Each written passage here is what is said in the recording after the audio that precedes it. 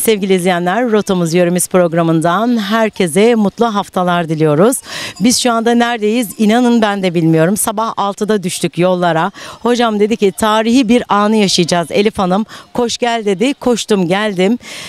Ali Köprüsü'nün üzerinden 6 günlük Toroslardan inen 2 tane çobanımız ve 300 tane sürümüzle birlikte geldik. Şu anda çayın kenarında dinlenmeye çekildik.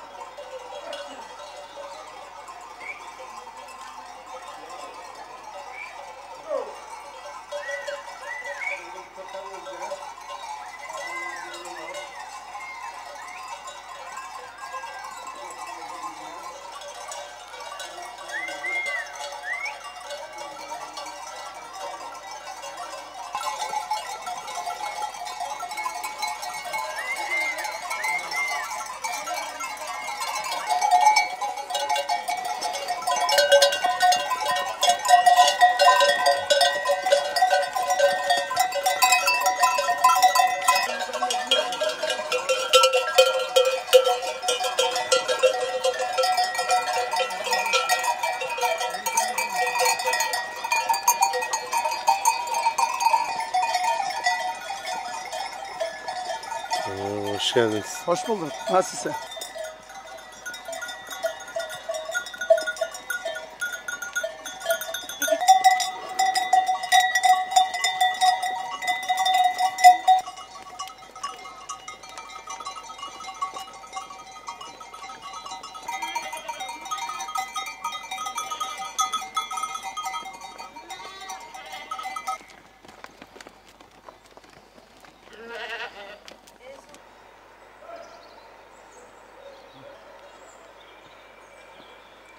Kendisini çok yakinen tanıyorsunuz. Ahmet Olgun hocam. Kendisi tarihçi, yazar, araştırmacı. Bize şimdi arkamızdaki sürüyle ilgili bilgi verecek. Doğru mu hocam? Evet. Şimdi sağ ol, teşekkür ederim. İzleyicilere iyi mutluluklar dilerim. İzlerken çocukluklarına gitsinler. Şimdi bu sürü Karaboynuzlar yörüklerinden Mehmet Tuncer'in sürüsü 6 gün önce Karaboynuzlar yaylasından çıktı. Kona göçe buraya geldiler. Biraz önce tarihi Ali Köprüsü'nden geçişini izledik. Şu anda dinlenmeler. Şimdi davar çok kahır götüren bir hayvandır. En fakir ailelerde bile davar taşımak bir şeydir. Yani bunu filmlerde de görüyor arkadaşlarımız. Şu an bu çok dayanıklı bir hayvan olduğu için bizim Karaboynuzların bilhassa Karaboynuzlar Mahallesi davarcı bir yörüktür. Onun için yaylada da zaten biraz Geyik Dağı'nın dibine yerleşmişlerdir. Şimdi burada baktığımız zaman hayvanlara bunun yeni doğanına körpe denir. Biraz büyüdü mü körpe dişisi ve erkeğine körpe denir. Ya doğduğu zaman. Ama bunun bir yaşına gelinceye kadar oğlak, ortak adıdır. Ondan sonra dişiliklerine göre isim alırlar. Bu çanlar dişilerde mi var? Şimdi çanlar hem dişide var, hem erkekte var, hem küçükte var. Genelde en iyisiyle biraz zayıfına takılır. İyisi gittiği zaman önde gitsin, hayvanı sürüklesin. Zayıfına da gitmesin diye takılır çanlar. Tabii çan çeşitleri büyüklü küçüklü bu çan çeşitleri vardır. Tabii büyüğünü büyük hayvanlara, küçüklerini küçük hayvanlara takılır. Çan genel adıdır. Bunların kendi işlerinde adı vardır. Mesela firik. Küçüğüne firik denir. Onun için bu çan takılır. Yolculuk esnasında bilhassa köpek çandan hayvan sürüsünü bilir. Bu hayvanlar kendi sürüsünün çanın sesinden bilir. Kaybolduğu zaman o sürüye yönlenir. Diğer taraftan hayvanlara baktığımız zaman şimdi hepsi keçi veya teke. Bunlar neye göre adlandırılır?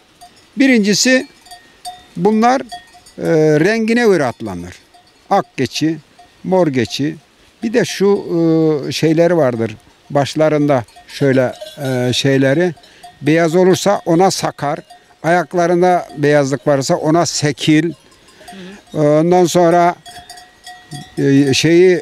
tüyleri gök olana gök keçi, sarı keçi, kara keçi, yüzünde bir morlu olana mor keçi diye adlandırılır. Şimdi burası karışık zaten değil mi? 300 tane. Bunu şimdi nasıl biliyorsunuz derler de çoban bunu bilir. Hep kendi malını bilir.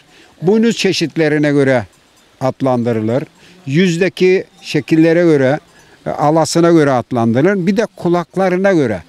Kulakları küçük olana çomu denir.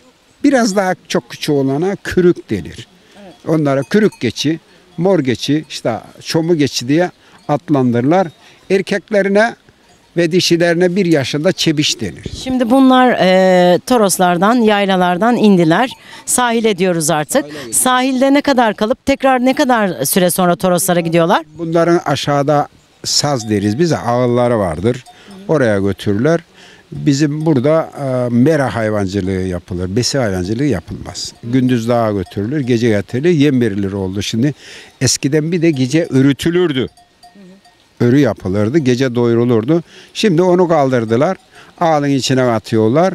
Bu Mart'a yakın yavru yaparlar. O zaman yavruları, oğlaklarını bakıma yaparlar ve Haziran gelmeden Mayıs'ın başında Hıdrellez'den sonra da tekrar yaylaya göçerler.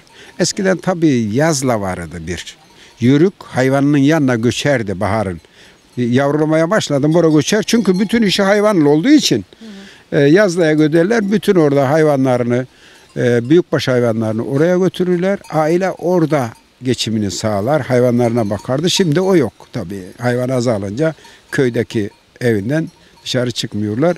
Bunlar baharın tekrar bu Ali Köprüsü'nden geçerek yaylaya gidecekler. Hayvan da zaten zamanını biliyor. Yukarıda olsun, ister sahilde yaylaya giderken, yayladan sahile giderken mutlaka zamanı geldi mi hayvanlar yola düşüyorlar. Evet. Gitmek için çeşitli çabalar gösteriyorlar. Tabii bunlar gelirken konarlar, kondukları yerde yayla gelirler. Çok az olan da arabayla getirenler oluyor ama genelde sürüler böyle gelir. Ben ilk defa gördüm bir sürünün bu kadar kalabalık ve yayla göçümünü. Şimdi arkadaşlarla beraber çay kenarında kahvaltı yapacağız herhalde. Arkadaşlarımız kahvaltı hazırlıyorlar. Bir geçelim oranın da bir şöyle hayatımda yaptığım en güzel piknik olacak şu an benim burada. Evet. Teşekkür ederim. Yörüklere de buradan selam. Evet. Biraz sonra da Ali Köprüsü'nden, Ali Köprüsü'nün hikayesini dinleyeceğiz sevgili hocamdan.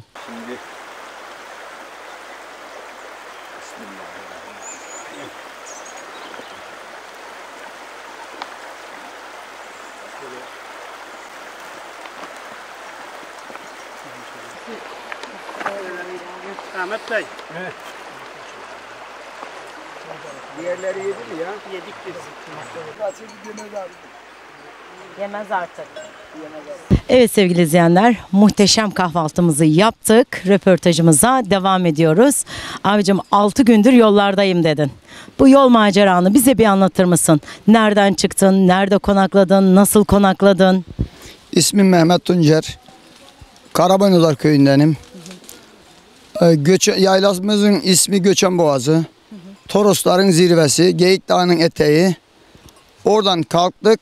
İncekum, Karaboynuzlar İncekum'la birleştiği için şu anda İncekum'a gidiyoruz.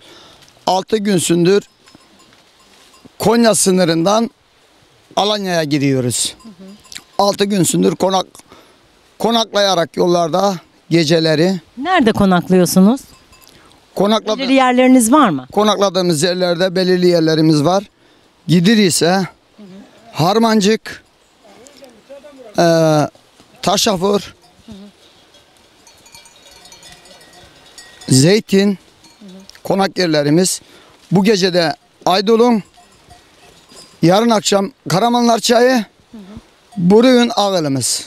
Allah izin verirse, kısmet olursa Buruyun damımıza varacağız. İncekuma. Şimdi kışlak dedik. Kışlak bitti. Toroslardan indik. Kışlağımız bitti. Şimdi Yazlığımız bitti, yani kışlığa dönüyoruz. anladım. Peki yukarıdan indirdiğiniz zaman bir bakımı, bir özel bir bakımları var mı?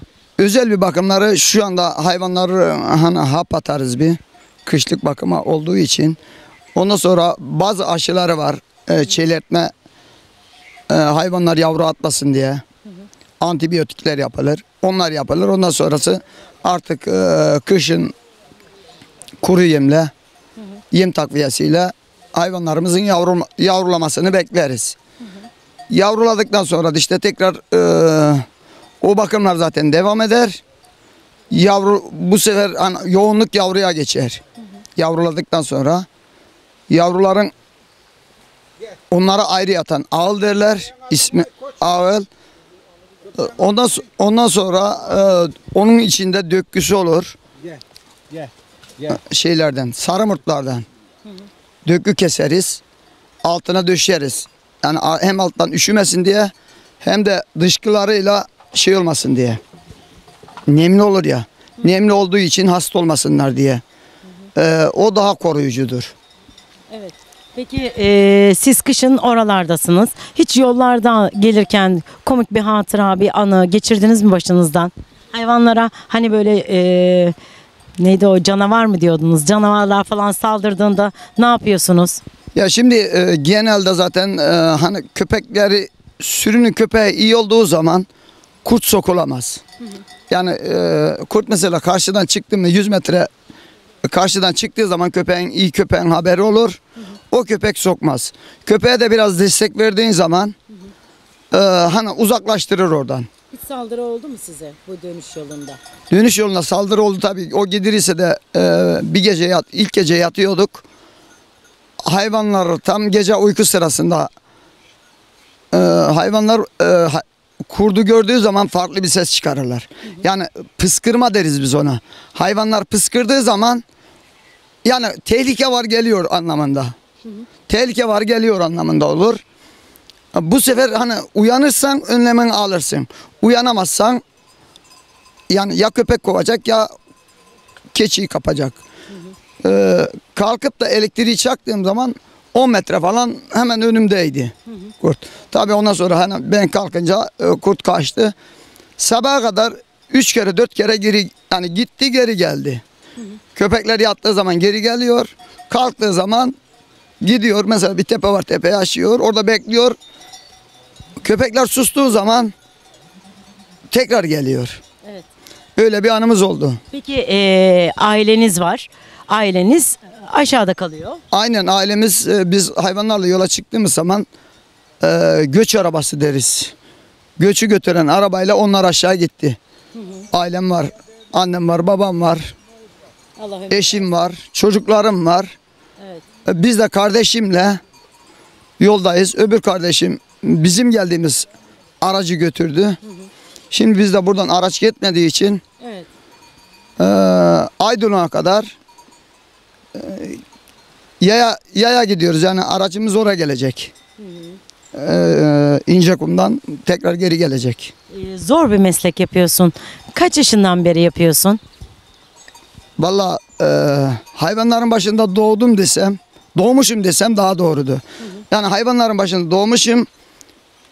4 yıl şeyde çalıştım. Akdeniz Hijyen'de çalıştım. O süre boyunca da hani boş kaldığım zaman babama yardım ediyordum. Bu hayvanları yaylaya çıkarıp geri getirmek yine bana kalıyordu. Yani 53 yaşında 5 yaşını çıkar. Ben yani 7 yaşında falan 7 yaşında 1. sınıfa gittiğimde başladım yani. Babamla evin en büyüğü benim. Babam keçileri güdüyordu. Ben de yavruların güdüyordum. Kaçırdığınız oldu mu? Hayvanlardan kaçırdığınız, kaybettiğiniz. Mutlaka. Kaçırdığımız olur mutlaka. Hani ne diyen sana, hayvanlar bölünür. Bölündüğü zaman onların içinden kurt yer. Nasıl toparlıyorsun? Mesela yanına çağırmak istedin. Nasıl sesleniyorsun? Neye alışkınlar? Şimdi yani çağırma çeşitleri farklıdır. Hani böyle tutmak istersen geçi dersin. Eli alışkın. Bakalım. Eli alışkın olanlar hani böyle boş elde gelmez de. Hani demin ki kabuklu gibi olanlar da gelir. Geçi dediğin zaman yakında gelir. Mesela önüne götüreceksen ıslık çalarsın. Çal bakalım. Dersin. Bu sefer hani arkama gel demek gibi algılar. Çobanın da hayvan tanır. Her adamın hani sesine gitmez. Her adamın sesine gitmez. Yani bu sürü başka birisi ıslık çalsa gitmez ama siz Yani mutlaka şimdi ben hey dediğim zaman veya dekş dediğim zaman farklıdır. bir de bakalım. Ne vardır? Ay! İki! Ay! İki! Böyle duruyorlar. Yani aynen yani hani ora gitme anlamında çobanı her sürü öyledir yani. Şimdi ben başkasının sürüsünde bunu yapsam itaat etmez. Evet. Yani her hayvanın kendi çobanına göre, ses tonuna göre kendisini ayarlar. Anladım. Aynen. Evet, hepsi dondu kaldı böyle yapınca. Yani mutlaka yani çünkü her hayvanın kendine yani çobanına itaati vardır. Islıkları bir çal Mehmet. Götürürken bir nasıl çalan ıslığı? Ökça. Dediğin zaman arkana gider. Mesela Su içecek. Ha. Ökça. Dediğin zaman suyu içer. Yani bu su iç. Ha, ıslık. Yürüme ayrı, Aynen sulama ayrı. sulama ayrı. Başka var mı? Keyif ıslığı nasıl olur? Türkü ezgisine uygun çalıyor. Yani böyle daha iyi çalanlar da var. Dediğim gibi hani biraz gülüp sırıttığın zaman zaten türkü çalın. Ya ıslık çalınmaz. Tabii dudağla çalın değil ki. Aynen. Teşekkür ediyorum. Hayırlı yolculuklar. Ben de teşekkür ederim. Buraya kadar zahmet ettiniz. Bizi memnun ettiniz. Çok sağ olun. Bize de bu heyecanı yaşattığınız için asıl biz teşekkür ederiz.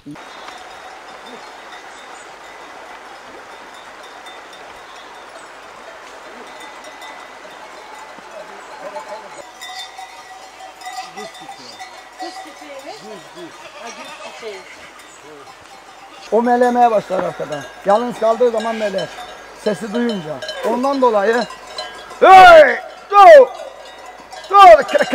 Kere dediğin zaman geride olsa meler. Karabaş koçum. Evet sevgili izleyenler, tarihe doğru yolculuğumuz devam ediyor. Şu anda görmüş olduğunuz gibi mavi ile yeşilin tam birleşmiş olduğu doğa harikası olan bir yerdeyiz. Bakalım biz neredeyiz? Hemen tarihçesini Ahmet Olgun hocamdan öğrenelim. Hocam biz neredeyiz? Biz şu anda Ali Köprüsü'nün üstündeyiz. Bu köprü beylik döneminde yapılmış bir köprüdür. Tahminim 1250 yıllarında yapıldığını tahmin ediyorum, Selçuklular zamanında. Bu köprü neden yapılmış? Mitolojisi nedir? Onu ben size anlatayım. Alara çayından Devren'de kadar ki 20 kadar köyün geçiş güzergahı, yaylalara, Toroslara geçiş güzergahı burası. Bir de Alanya, Alanya'dan başlayıp Payalar, Avsallar, Aydıl'ın, Güneycik ve Akseki kervan yolunun geçtiği bir köprüdür. Bizim geldiğimiz yol kervan yolu muydu? Kervan yoludur burası aynı zamanda. Buraya yörüklerin bu köprüden geçerken dik yamaçlar olduğu için çok zorluklar çekmişler. Allah'a yalvarmışlar. Buraya bir köprü yapalım, yaptıran sağ olsun derken burada Tahtadan köprü yapmışlar, almış gitmiş o zamanki şeyler. Boğulan gelinler olmuş, ağıtlar yapılmış, kızlar olmuş, hayvanlarını almışlar. Daha sonra bu mitolojik bir şeyi var bu köprünün. Şöyle, bu köprüye Ali Köprüsü derler. Peki neden Ali Köprüsü diyorlar? Neden Ali Köprüsü derler? Benim duyduğum efsaneye göre Hazreti Ali inançlara göre düşkünlere, yoksullara, muhtaç olanlara yardım eden bir şeyi var, inanışlık var. Buradaki yörüklerin çektiği ızdırap, ettikleri dualar sonunda Hazreti Ali güya anlatışlarına göre bir gece geliyor. Evet.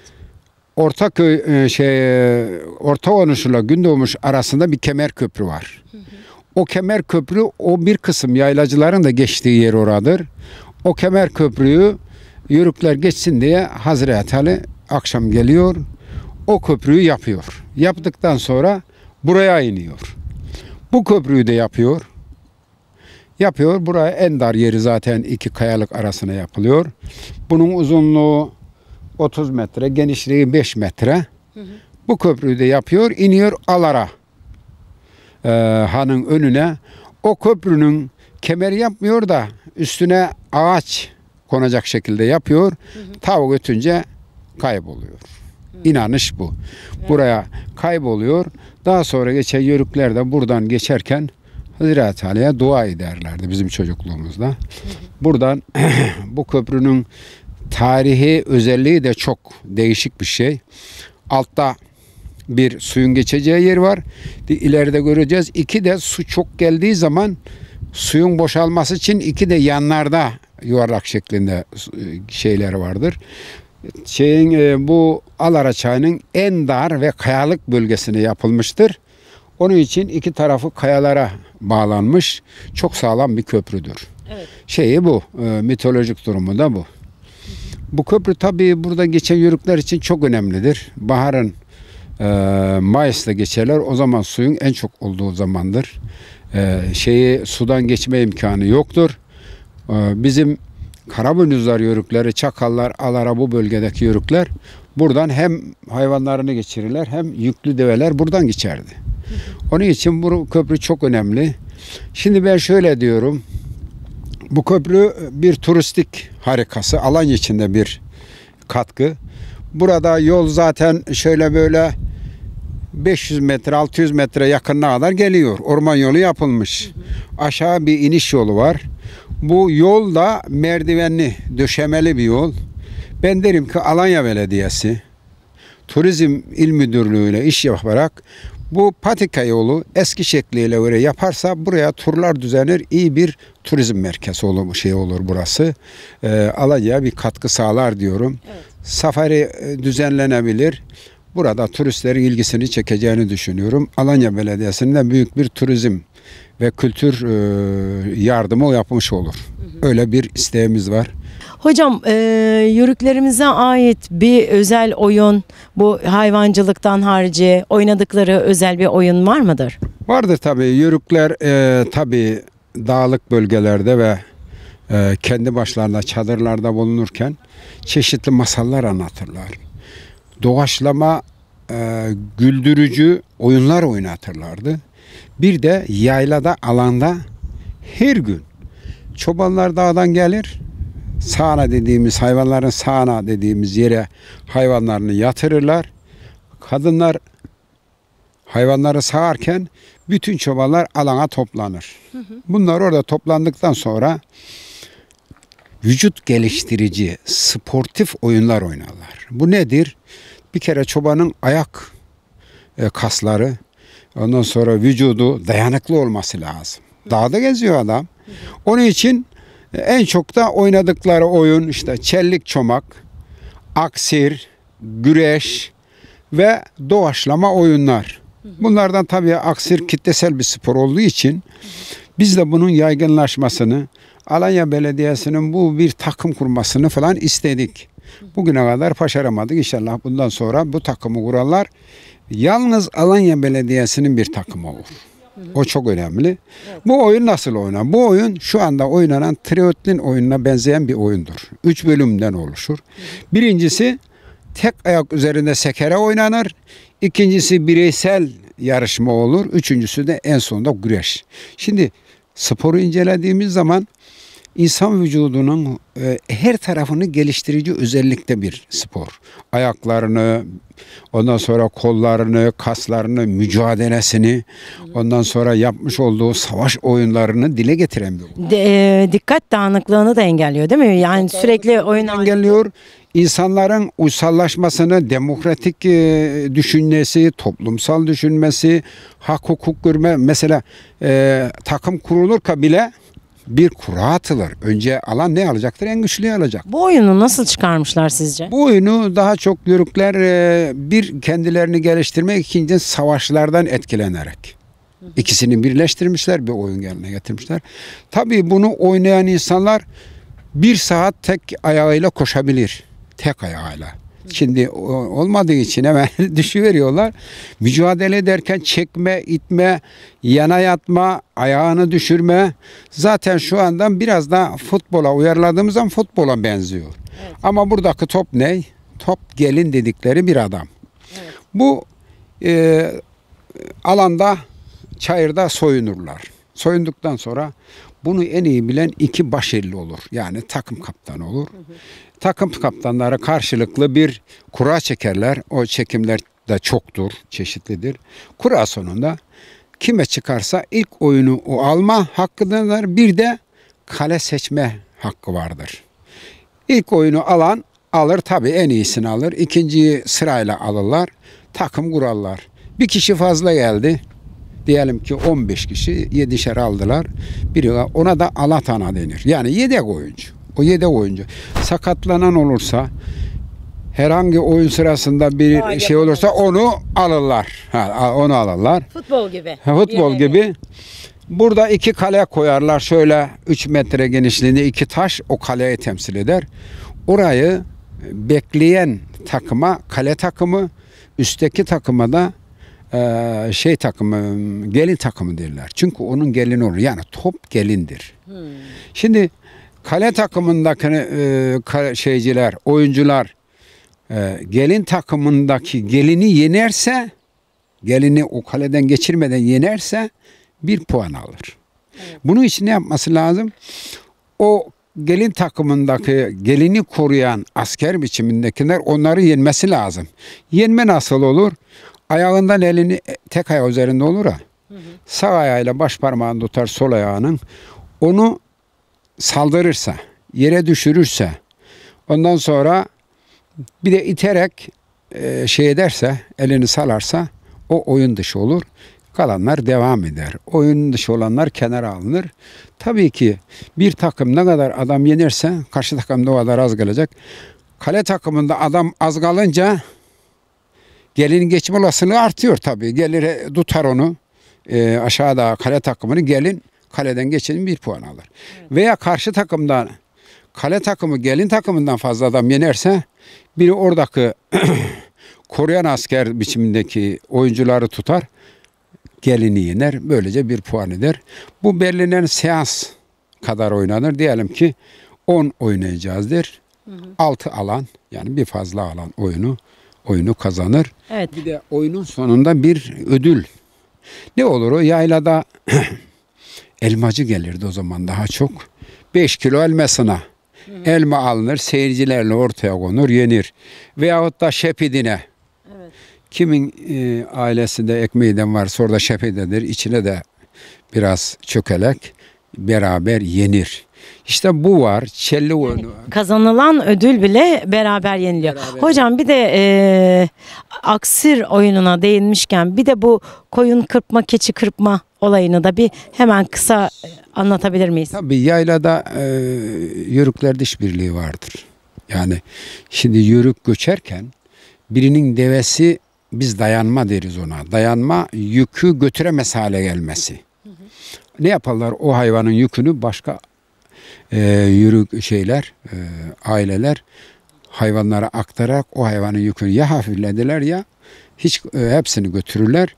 Yardımlaşma vardır. Bir yere gittiklerinde çadır kurarken yardımlaşırlar, orada yardımlaşır, ekmeği derken yardımlaşırlar. Kırkımda Temmuz'da olur. Kırkım geldiği zaman şöyle rüzgar kırkımları götmesin diye şöyle bir çevirirler normal taşla. Oraya bu kırkımı bilen çobanlar yığılırlar. Hayvan sahibi getirir, kırkarlar, salarlar. En sonunda öğlen yemeğine bir bulamaç yaparlar. Ona kırkım bulamacı denir. Birlikte yerler. Tabii bir günde sürebilir kırkım davarın çokluğunu öğretiğinde. Bu kırkım sonunda yenir ve daha sonra öteki aileye gidilir. O zamanlar bu kıl çok para ediyordu benim çocukluğumda.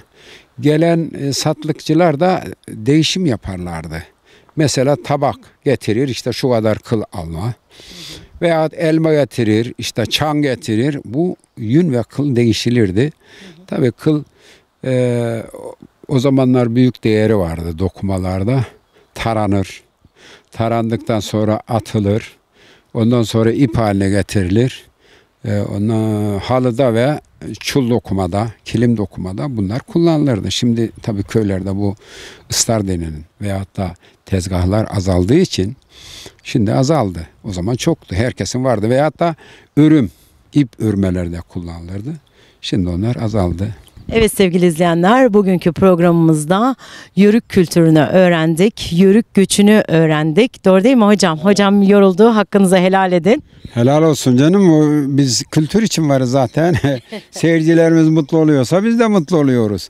Ali Köprüsü'nde gösterdik. Evet. Şimdi sıra başka bir köprüye gelir, başka bir kültüre gelir, başka bir şenliğe gelir. Yeter ki kültürümüzü yaşatalım. Benim onun için varım. Evet sevgili izleyenler, buradan da çıkarmış olduğumuz gibi bu bölüm 1 Ali Köprüsü. Bakalım ileriki programlarda hangi kültüre değineceğiz dedi hocam. Hocam teşekkür ediyoruz. Ben de teşekkür ediyorum. Seyircilere mutluluklar diliyorum. Başka bir kültür programda buluşmak üzere. Hoşça kalsınlar. Size de teşekkür ediyorum. Sağ olun. Biz de teşekkür ediyoruz. Hoşça kalın, bizimle kalın.